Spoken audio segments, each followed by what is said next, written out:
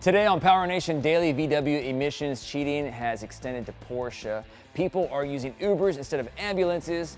All of Carroll Shelby's personal cars are up for auction. An Italian car builder has turned a Ram 1500 into a luxury SUV. Elon Musk pitched his idea for tunnels in LA. So pull up a chair. Let's get this party started. PowerNation Daily is brought to you by RockAuto.com. All the parts your car will ever need. Order online, delivered to your home or office. What's up, guys? I'm Gannon Pritchard. This is PowerNation Daily. Let's jump right into it with some news, shall we? It's been a while since we covered the VW emissions scandal. It seems like this scandal never ends, and apparently everybody wants in on it. And now, so does Porsche. The Drive reports Germany's automotive regulator has asked Volkswagen's Porsche sports car division to recall at least 60,000 cars.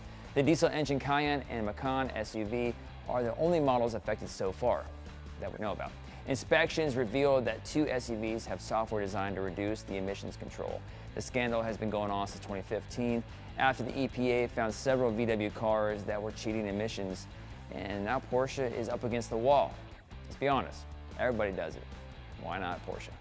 Technology and new services available have mostly been a positive thing, but Inside Edition found one way that it could be hurting people. Or maybe it's a good idea.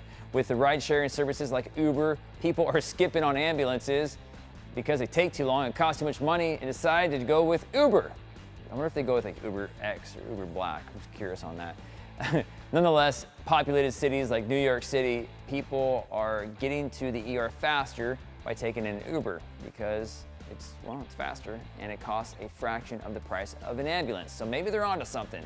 A Lenox Hill doctor said that it's not the best idea considering Ubers don't have things like IVs, professionals, and maybe the stuff that you need, like those things that charge up and shock you for your heart. All 23 cars that were in Carroll Shelby's private collection will be auctioned off at the Bonhams auction in Connecticut this weekend.